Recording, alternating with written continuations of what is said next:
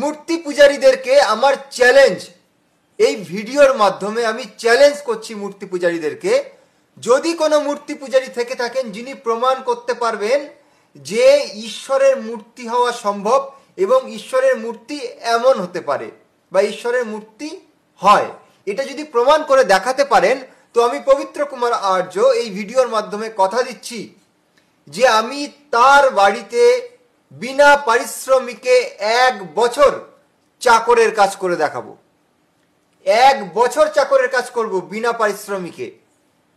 তো যদি কোনো মূর্তি পূজারী আমার ভিডিও দেখে আপনাদের মনে হয় যে আপনারা সামর্থ্যবান রয়েছেন, যে ঈশ্বরের মূর্তি দেখাতে পারবেন বা ঈশ্বরের মূর্তি হয় এটা প্রমাণ করতে পারবেন, তো অবশ্যই আমার কমেন্ট বক্স কিংবা আমার মেসেঞ্জারে যোগাযোগ করুন। এই আমার চ্যানেলেই লাইভ প্রোগ্রামের মাধ্যমে প্রোগ্রাম হবে, আপনি দেখাবেন ঈশ্বরের মূর্তি হয় বা ঈশ্বরের মূর্তি পূজা সম্ভব। আমি দেখাবো ঈশ্বরের মূর্তি তো হয়ই না এবং যারা মূর্তি পূজা করে তারা মূর্খ। তো যার প্রমাণ স্ট্রং হবে, শক্ত হবে, সে জয়ী হবে। এবং আমি কথা দিচ্ছি, আমি পরাজিত হলে আপনার বাড়িতে আমি চাকরের কাজ করব বিনা পারিশ্রমিকে 1 বছর। তো এত বড় চ্যালেঞ্জ করে আজকের এই ভিডিও আমি সমাপ্ত করছি। যদি কেউ থেকে থাকেন অবশ্যই আমাকে জানাবেন। আমি হিন্দু ভাইদের বলছি, হিন্দু ভাইরা তোমরা কেন ঈশ্বরের মূর্তি তৈরি করো?